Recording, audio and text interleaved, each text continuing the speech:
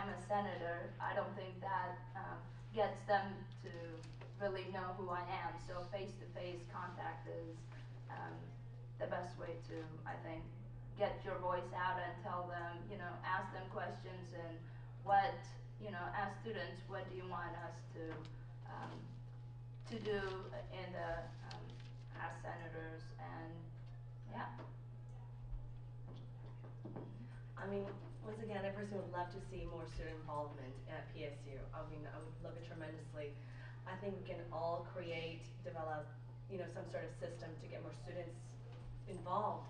But I think the major key factor is having them realize that it's important that their voice be heard, having them acknowledge that their voice will be heard. We can we can be out there at the park blocks, yes, but if students don't want to be involved, they will choose not to be involved. The thing is going out there and making them believe, making them feel that they are part of PSU, that their voice will be heard. I think that's the major factor that will gradually make them participate more.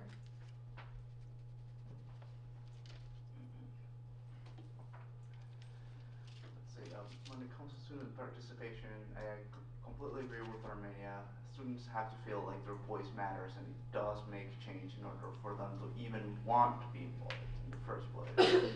So that is a very important factor in all of this. Likewise with the last two, I agree. But to add on to it, I think we need to also embody the idea of it. It's in one thing to propose change when it's one thing to propose change when we don't start it. I think that not only we have to embody the change, we have to we have to do that. And this also, for me, includes being not just proposing systems. We can all propose systems, but we also have to be on a one-on-one basis. It's not just being in the capacity of a senator to show this, but we have to reflect that in what we do in our interactions with these people. It means, for me at least, not only just simply being there as a constituent, but being there as a human being as well. I mean, address their human needs, and then you will be able to see them and they'll be able to see you and be able to believe in you, and they will follow and do that, because we're all attracted like moths. We're all attracted like moths to a lamp, to someone who just shows, how do I put this? Charisma, integrity, courage, duty, in essence, command presence, and that's what I think we need. That's what I think we need, just to be, there one-on-one, there for them, not just for constituent needs, but also for sometimes, in a pinch, personal needs as well.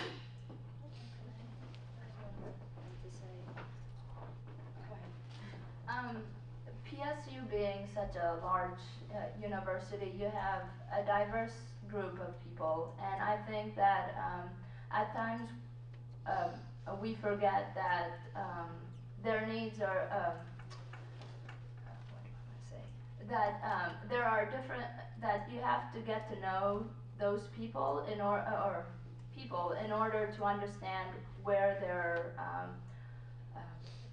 needs are being met. And I think there's, just because of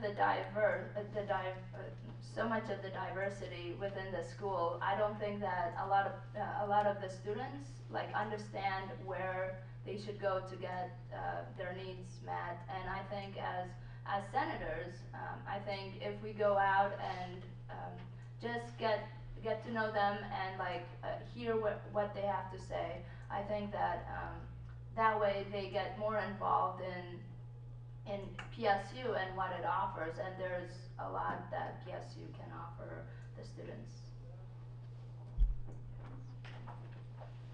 I have to say I agree with all of those things. I guess I just wanted to say something about the moth and lamp metaphor. I guess I don't quite see students that way, I guess, and I don't see myself or leadership as dangerous like a lamp might be for It's not an electric. a moth. Yeah. It's not like, it's a normal lamp. Right, I just don't want anyone to be frightened out there. Alright, I'll hand this then to the audience. If any audience members have questions for the senators. Daniel?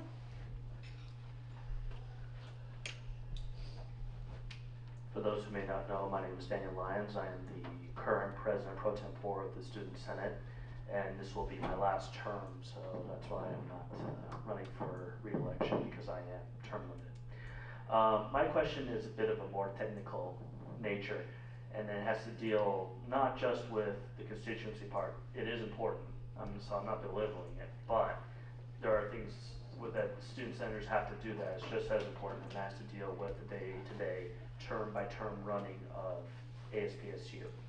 So my question to the candidates is, what is your level of understanding in terms of the processes that you have to go through in order to make sure that student government runs, make sure it does run, and if you do not have a deep understanding of it, how would you go about making sure that you do understand it, so that way when it comes to your guys' term of being student senators, that you're fully prepared to grapple with those processes, being, for instance, the student fee committee and the final allocations process?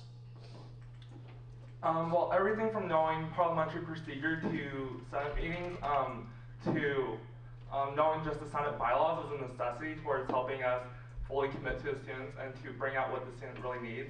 Because without those, we are unable to communicate with the Senate. And we definitely need to learn those rules and bylaws in order to participate with the Senate. Yeah, we definitely need to know the basic process.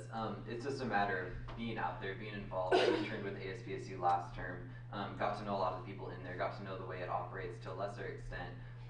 But we also have some time before, if we are elected, before the time we're elected to the time that we actually take action. There's a good gap in there where we can become extremely familiar with the SFC, with the executive branch, the different functions, and yeah, how they operate. It's about understanding the Constitution, the bylaws, understanding the function and our role in the function of the various organizations like SFC that is responsible for, I don't even know how much money, 20 million, I don't know, how many? 13 million dollars, like overshot. They're like heroes. They meet like 1 million times a week, and they've got an impossible job that is almost thankless, but vitally important to the running of PSU. And we're involved in the processes of their end result of their allocations process, I'm not saying this right, and in J board issues, and in